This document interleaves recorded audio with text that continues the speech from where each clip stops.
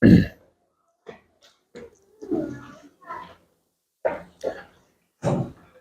안녕하세요. 네. 황금의 집 오늘 책거리를 해야 하는데 뭘 좀 사가지고 왔습니까? 네. 너무 유익한 시간을 보낸 것 같아요. 이 황금의 집 책자, 이 성막이라는 책자를 통해서 주님께서 참 다양하게 굉장히 짜임새 있게 공부할 수 있도록 축복해 주신 것이 감사가 되고요. 이제 오늘 지성소가 마지막 지점이잖아요. 그러니까 지성소에 하나님이 임재하시죠. 지성소에. 그 지성소에 임재하는 것을 가리켜서 뭐라고 말합니까?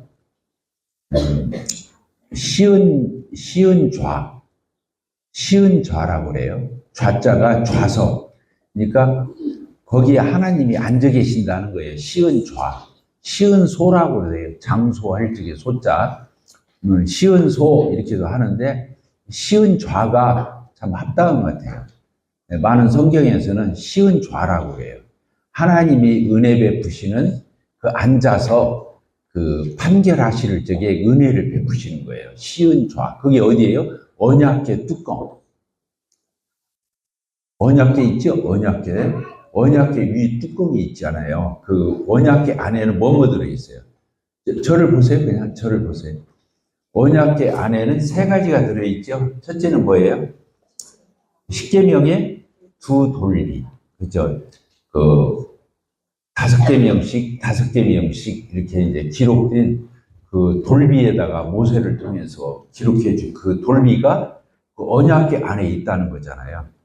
그리고 이제 그 뭘 뜯으냐면 말씀을 뜯는 거예요. 말씀. 하나님의 명령, 하나님의 말씀을 얘기하는 거예요. 그 다음에 두 번째 뭐가 들어있죠? 아론의 쌍난 지팡이. 그 지도력을 시험하다 나온 거잖아요. 그 12지파, 다른 지파들 다 이렇게 지팡이를 내놨는데 결국에 아론의 지팡이만 싹이 나고 살구가 거기서 열매가 맺은 거예요. 그러니까 그 생명력을 얘기해, 부활을 얘기해. 죽은 것 같은 나무 토막에서 싹이 돋고 열매가 맺는 걸 보니까 아론의 그 지팡이가 이렇게 생명력이 이렇게 있는 걸로. 그래서 부활을 상징하죠. 예수님의 부활. 아까 십계명의 두 돌비는 말씀을 듣잖아요. 말씀은 뭐예요? 말씀이신 예수 그리스도. 말씀이신 예수 그리스도. 그 다음에 아론의 쌍난 지팡이는 뭘 얘기하는 거라고요? 예수님의 부활.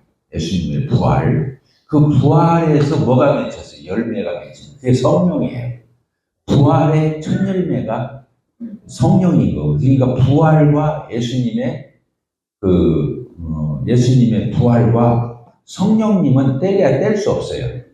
뭔 얘기인지 알겠죠? 부활해서 승천을 했기 때문에 성령이 오신 거기 때문에 예수님이 부활을 하심으로 말미암아 우리에게 주신 축복의 선물이 뭐라고요?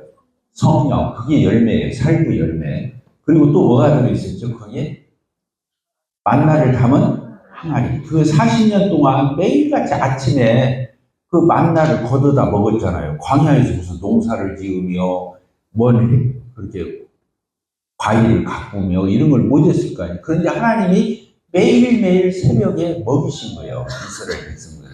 근데 그 만나는 결국에 만나를 먹고 생명은 유지했지만 결국에 20세 이상으로 나온 이스라엘 백성들은 다 죽었어요, 안 죽었어요? 광야의 모래에 다 묻었잖아요. 그러니까 만나를 먹어서도 죽은 거예요. 근데 예수님은 하늘로서 오신 만나예요. 이해가 되죠? 이 광야 마당에 쏟아진 만나가 아니고 하늘로서 내려온 산떡 만나가 예수 그리스도. 진정한 영생을 주시는 그 예수님이 생명의 양식. 그래서 우리가 주일날마다 떡과자를 놓고 예수님의 희생을 뜻하지요. 그러나 조금 더 눈을 벗어보면은 희생만 얘기하는 게 아니에요. 잔치. 따라서 다 잔치.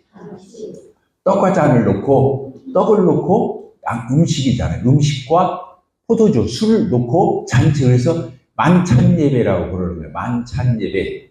아시겠죠? 그냥 단지 예수님의 희생만을 뜻하고 기념하는 그런 의미도 있지만 더 나가면은 하나님이 자녀들을 위해서 예비하신 이 떡상을 얘기하는 거예요. 잔치상.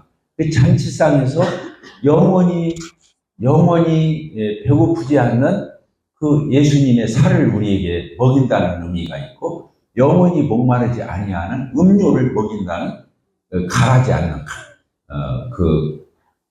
않는 목마르지 않는 그 음료를 먹인다는 의미가 있어요. 그러니까 성찬 예식은 두 가지예요. 첫째는 예수 그리스도의 고난의 그 뜻이 있고, 거기에 고난의 떡, 고난의 잔. 또 한 가지가 뭐라고요? 만찬이라는 잔치 개념이 있는 거예요. 식구들이 다 둘러 앉아서 그 떡과 잔을 마시면서 예수님이 직접 우리에게 그 복음서에 보면 마지막에 예수님이 제자들에게 떡을 나눠주고 잔을 나눠줬잖아요. 그와 같은 것이 재현된다고 보는 거예요. 그러니까 고난의 떡과 잔으로만 해석을 일이 아니라 뭘로 해석해야 한다고요? 잔치로도 봐야 돼요. 잔치집에 빠지면 안 되잖아요. 그래서 성도들이 다른 건 몰라도 그 만찬 예배 때는 다 와서 같이 먹고 마시고 한 가족인 것을 이 연합을 뜻하는 거니까 예수님과 내가 한 연합, 예수님과 내가 하나다. 그리고 우리끼리가 하나인 거예요. 예수님 살을 먹으니까 예수님하고 나하고 하나죠. 또 그 떡을 우리가 나눠 먹었으니까 우리가 하나가 되는 거예요. 그러니까 이 떡과 잔에는 놀라운 의미가 이렇게 숨겨져 있다. 첫째는 우리를 구원하시기 위해서 희생하신 그 고난의 의미가 있고, 또 한 가지 뭐가 있다고요? 잔치의 의미가 있고, 잔치를 가족들이 모여서 같이 동참하는 연합의 의미가 있다는 거예요. 그러니까 이 만찬 예배를 대할 적에 우리가 자꾸 눈을 거꾸로 벗어서 보면 굉장히 이 만찬 예배가 의미가 대단하다는 것을 우리가 알 수 있죠. 근데 우리가 이제 코로나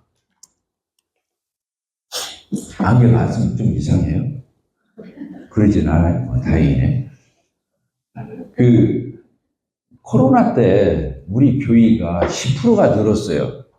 그때 안 나오신 분들이 한 20명 되거든요. 우리 성도들 중에서도 코로나를 기점으로 해서 안 나온 분들이 있어요. 근데 제가 그분들한테는 전화 한 통 안 했어요. 왜? 코로나 무서워서 교회를 못 나오는 정도면 내가 그렇게 나오라고 사정을 그런 번지가 아니라는 생각이 들어서 전화 안 했어요. 웬만하면 내가 전화 안 켰어요. 근데 한 번도 내가 안 했어요. 그렇게 했어도 우리 교회의 가족들이 10%가 늘었다니까요. 부흥했다 그 말이에요.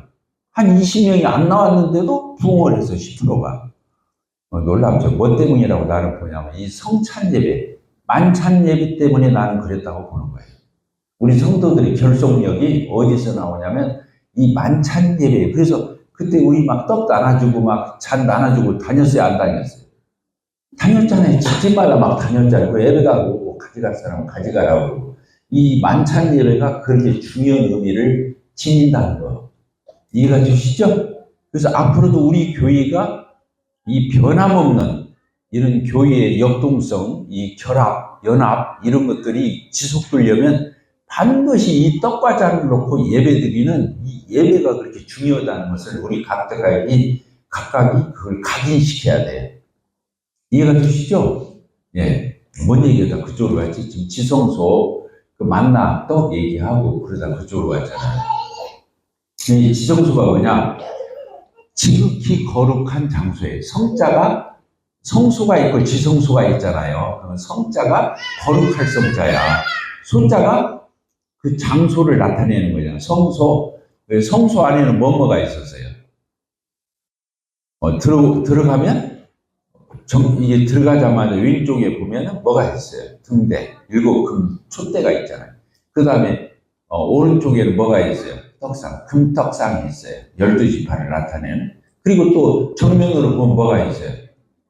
향단이, 금 향단이 있었잖아요. 이게 세 가지가 있는 거예요. 다 금으로 돼 있죠? 성소와 지성소 안에 있는 것은 다 금이에요. 그런데 이 성막에는 문이 몇 개예요? 문이 3개, 3개. 처음에 그 울타리에 나 있는, 동쪽으로 나 있는 10m가 되는 넓은 문. 글로 들어가야 하잖아요. 성소를 가려면. 첫째 문. 두 번째 문은 뭐냐? 성소로 들어가는 휘장. 떡상, 금초대, 향단이 있는 그 성소로 들어가려면 커튼을 제끼야 들어가야 돼요. 그게 두 번째 문이에요. 그 다음에 성소와 지성소를 가로막고 있는 그 휘장, 예수님이 십자가에 죽으시면서 다 이뤘다 이렇게 찢어진 휘장이 성소와 지성소 사이를 막고 있는 그 휘장이 찢어진 거예요. 이해가 되셨죠? 네, 그러니까 문이 몇 개예요? 3개예요, 3개. 그래서 동쪽으로 나 있는 문은 죄인이 들어오는 문이에요. 구원받으려면 글로 들어와야 돼. 그래서 첫 번째 맞닥뜨리는 게 뭐예요? 번제단. 거기서 예수님이 희생 주셨잖아요. 그렇죠? 십자가에 그 짐승을 잡아서 거기서 태워서 드리는 그 향. 번제단을 얘기해요. 그 번제단을 지나면 뭐가 있어요? 물두멍, 물대야. 물두멍이 있어요. 그 모래 위에 이렇게 있는데 그 성소와 지성소 밖에 있는 것은 다 재료가 뭐예요? 놋이에요, 놋. 놋이 뭘로 합금해서 만든 거죠? 구리하고 아연하고 합치면은 놋이 돼요. 알겠죠? 그래서 심판을 견딘다는 의미가 있거든요. 놋은. 그리고 금은 하나님께서 한 신성, 하늘을 뜻하는 것이 있는 거죠. 자, 이해가 되셨습니까? 지금 어머니 생각하면 하나도 안 돌아요. 지금 제가 말하는 이 그림을 따라 들어가야 돼. 아시겠죠? 네, 그래서 이제 이렇게 그래서 처음에 동쪽으로 나 있는 문과 번제단은 구원을 얘기하는 거예요. 구원, 일률적인 단일. 알겠죠? 근데 그렇게 하면 이제 뭐가 되는 거예요? 구원받은 성도가 되죠. 성도가 되면 뭐가 되죠? 제사장이 되는 거예요. 따랐다. 제사장. 근데 제사장은 제사를 드려주는 사람이 되는 거예요. 이제 그러니까 그 물두멍이 있죠. 물두멍은 누가 쓰는데요? 그 번제단과 성소를 드나들면서 제사장들이 손과 발을 씻는 곳이에요. 그게 자백이에요, 자백. 그것은 매일매일 하는 거예요, 자백. 구원받은 성도가 매일매일 잘못했을 때 하나님 앞에 자백하는 거예요. 아시겠죠? 물두멍. 네. 그리고 나서 이제 문 열고 들어가면 뭐가 있다고요? 이제 휘황찬란한 금으로 만든 떡상, 등대, 향단이 있는 거예요. 아시겠죠? 그러니까 막 옆에 담은 뭐로 돼 있어요? 금 널판으로 돼 있잖아요. 옆에 담은 널판으로 돼 있어요. 위에는 뭘로 돼 있어요? 위에 성소나 지성소나 위에는 그 앙장이라고 그러는데 거기에도 천사가 수놓아져 있어요. 천사가. 알겠죠? 위에가. 아시겠죠? 놀랍죠? 그리고 성소와 지성소를 가로막고 있는 그 휘장에도 뭐가 되어 있냐면 천사가 수놓아져 있어요. 그리고 그 지성소로 들어가도 천사가 수놓아 잡아요. 한번 봅시다. 몇 페이지를 보시냐면 자, 58페이지. 58페이지. 거기 보면 자, 천사가 수놓아져 있어요? 안 놓아져 있어요? 여기 그 파란 글씨 뭐라고 이것은 지성소로 들어가는 출입문의 휘장으로서 오직 이 휘장에만 무엇이 수놓아져 있어요? 그룹이 천사예요. 그룹이 수놓아져 있다. 모든 휘장은 4가지 아름다운 색으로 만들어져 있다. 이 모든 색깔은 주 예수님 아름다우심을 뜻한 이 성소와 지성소를 가로막고 있는 이 3번째 문인 이 휘장이 뭘로 수놓아져 있다고요? 천사가 이렇게 수놓아져 있다고. 자, 위에 천장. 천장이 지금 천막으로 덮여 있는데 그 몇 페이지를 보시냐면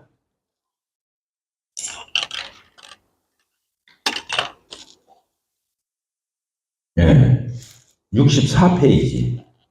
63페이지인가? 63페이지를 보면 자 보세요. 몇 겹으로 되어 있어요? 그 63페이지 맨 위에 보면 뭘로 되어 있죠? 그 해달의 가죽. 그 다음에 뭐예요? 양의 그거. 양의 그 털로 만든 거 빨갛잖아요. 세 번째가 뭐예요? 염소털. 염소털로 만든 거예요. 네 번째가 뭐예요? 네 가지 색실로 꽈서 만든 순호. 거기 위에 보면 천사가 수놓아져 있어요? 안 놓아져 있어요? 이게 성소나 지성소는 그게 어디에도 있냐면 밑에가 나와 있잖아요. 밑에가 뭐예요? 맨 속에 그 천정을 얘기하는 거예요. 그 천사가 양쪽으로 수놓아져 있죠? 맞아요? 안 맞아요? 맞죠? 그것을 더 확대해가지고 왼쪽에 이게 별지로 해놨구나요. 자, 저를 봅시다. 그러니까 성소에 들어가면 금촛대, 금떡상, 금양단, 옆에 금으로 된 담벼락, 그리고 위에는 뭐가 나와 있다고요? 천사가 수놓아져 있다. 이제 지성소로 들어갔어. 아까 지성소로 들어가는 그 문인 커튼에도 뭐가 수놓아져 있었어요? 천사, 그룹이라고 그러죠? 천사가 수놓아져. 들어가 보니까 뭐가 있어요? 언약궤. 언약궤. 언약궤 아까 세 가지가 들어있다. 언약궤 윗뚜껑이 뭐예요? 윗뚜껑을 시은 좌라고 그래요. 근데 그 윗뚜껑에 딱 이렇게 붙여서 두 천사가 이렇게 서로 이렇게 마주보고 있는 거예요. 천사가 날개를 서로 접하면서 양쪽에서 이렇게. 아시겠죠? 그 몇 페이지에 나와 있어요? 오늘 우리 공부는 나와 있어요? 안 나와 있어요? 몇 페이지입니까? 네?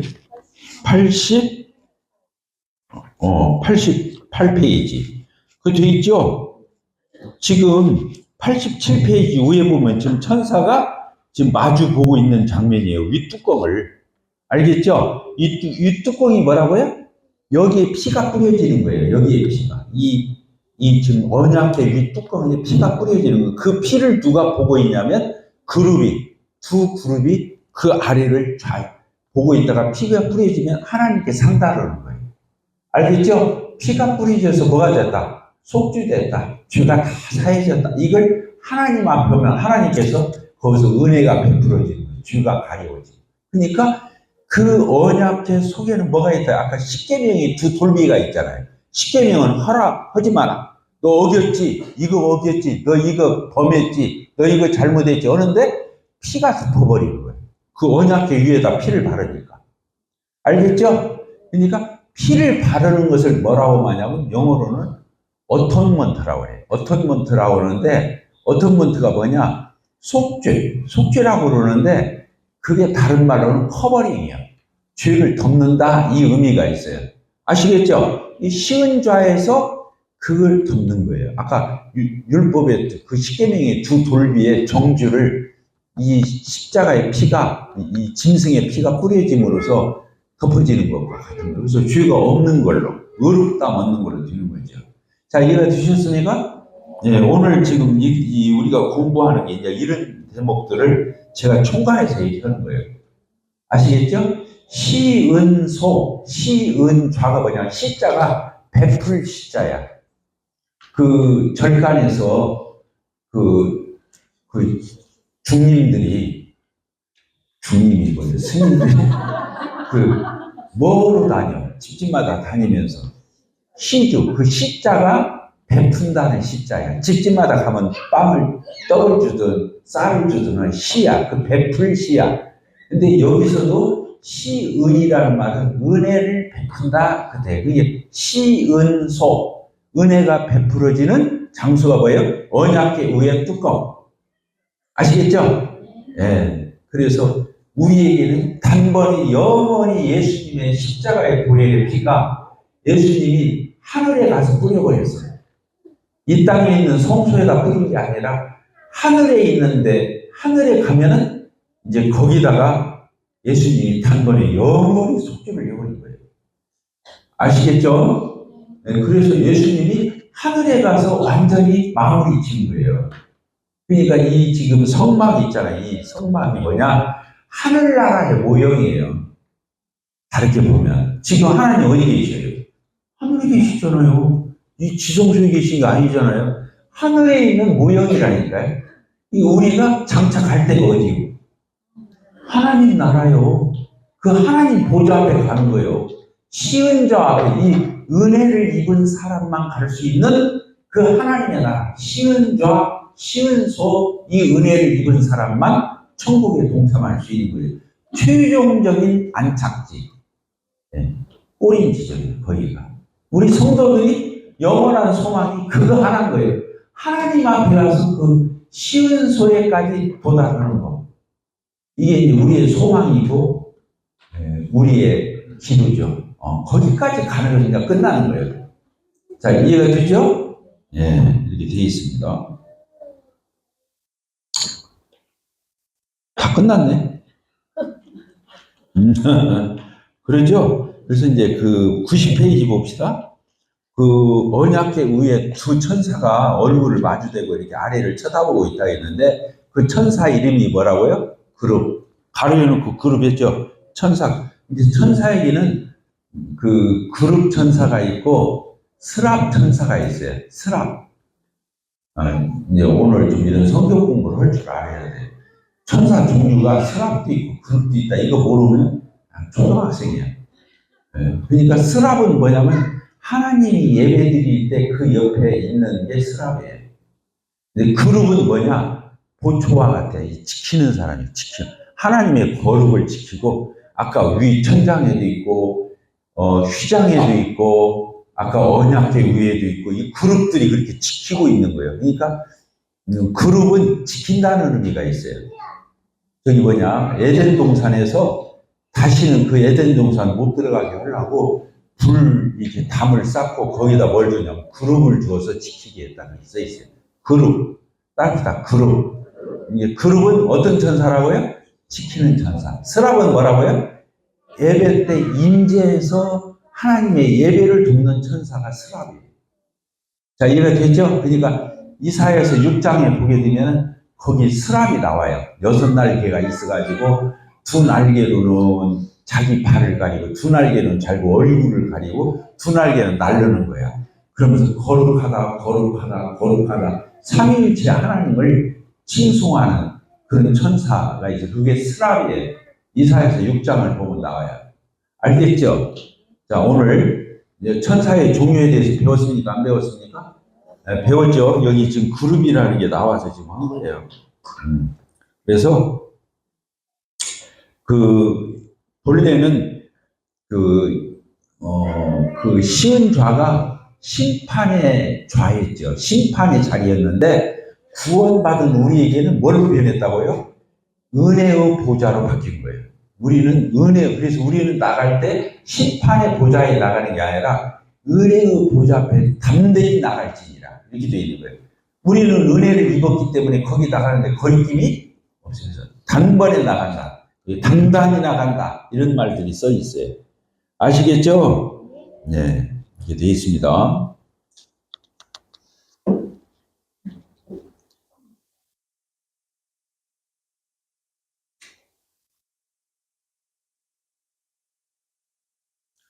그걸 한번 봅시다. 91페이지 맨 마지막 끝부분 한번 봅시다. 뭐라고 되어 있어요? 지금 이 책을 읽고 계시는 당신이 지금은 물론 영원히 행복한 자가 되시기를 우리는 진심으로 기도합니다. 그것은 또한 하나님의 간절한 소원입니다. 이렇게 되어 있잖아요. 이게 뭔 얘기냐면, 자, 우리가 구원받아야 되잖아요. 그래서 구원과 그 다음에 성도들의 누림이 두 가지가 있어야 행복이고요. 구원만 받았다고 행복이 아니라, 지금 여기서 그렇게 써 있잖아요. 구원받고, 그 다음에 아까 성소도 들어가고 지성소까지 들어가서 하나님의 그 모든 것들을 맛보고 즐기는, 이게 이제 우리의 신앙이래요. 신앙의 최종적인 지점은 행복이에요. 행복. 따라합시다. 행복. 그러니까 하나님이 우리가 어떻게 되기를 바라냐면 정말로 행복하기를 바라셔요. 하나님 잘 섬기기를 바라시는 게 아니에요.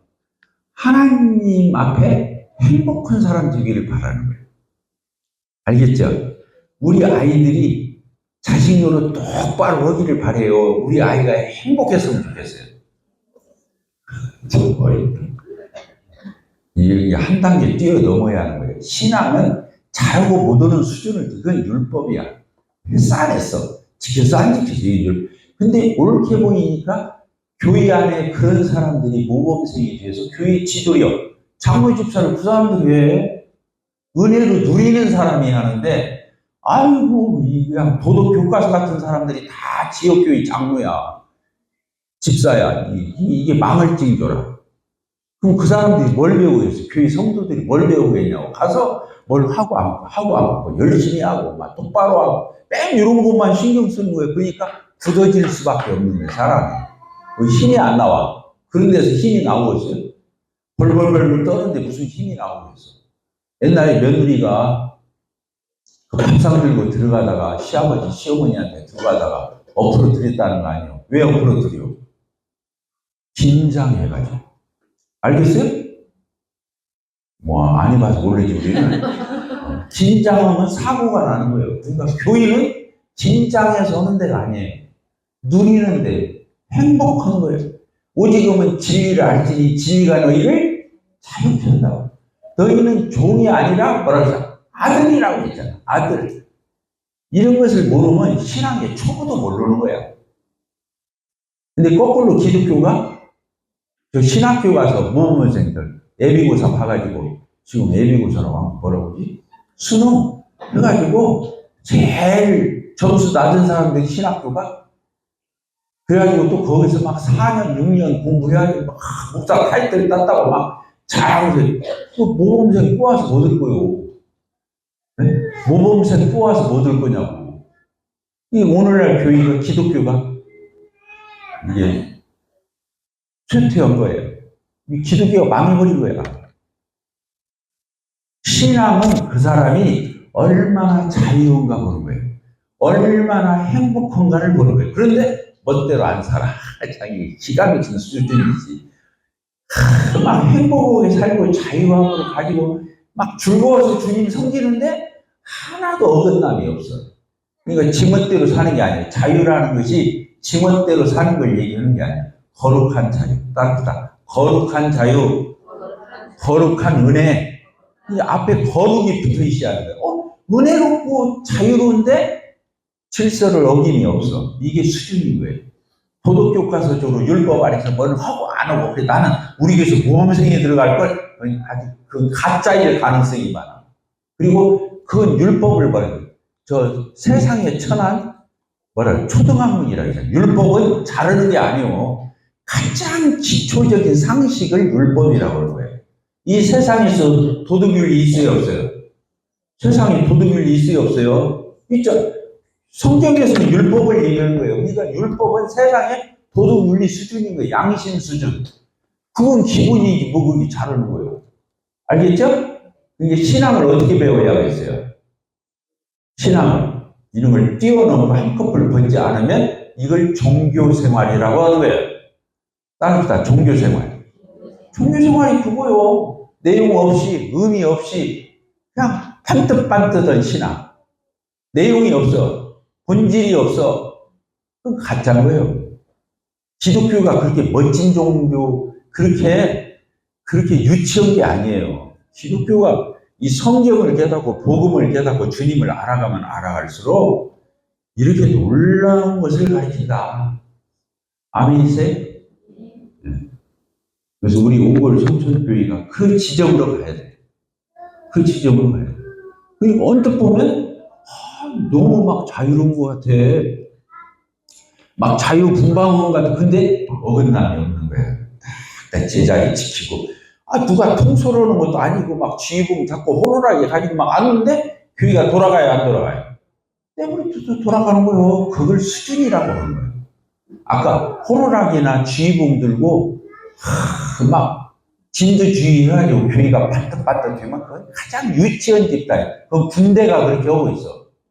그래야 뭐요? 군대가 제일 유치한 수준인 거예요.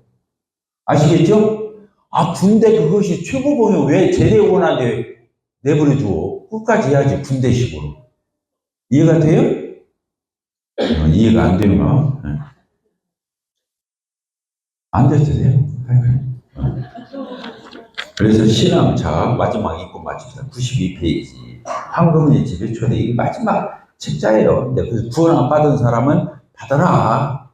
구원 받은 사람은 주님 참 아름답게 멋지게 잘 섬겨라. 이렇게 써 있는 거예요. 우리는 하나님으로부터 먼 이방인이었습니다. 우리는 죄인이요 원수였습니다. 우리는 죄로 하며 영원히 버림받을 비참한 자들이었습니다. 바깥 어두움에 영원한 밤에 처해질 이렇게 불쌍하고 가련한 우리는 열린 문으로 동쪽에 열린 문으로 들어왔습니다. 예수 그리스도께서 그분이십니다. 우리는 번제단에서 우리를 위해서 독생자를 희생하신 하나님의 사랑을 보았습니다. 우리는 거기서 죄사함을 받았고 하나님과 더불어 화평을 누리게 되었습니다.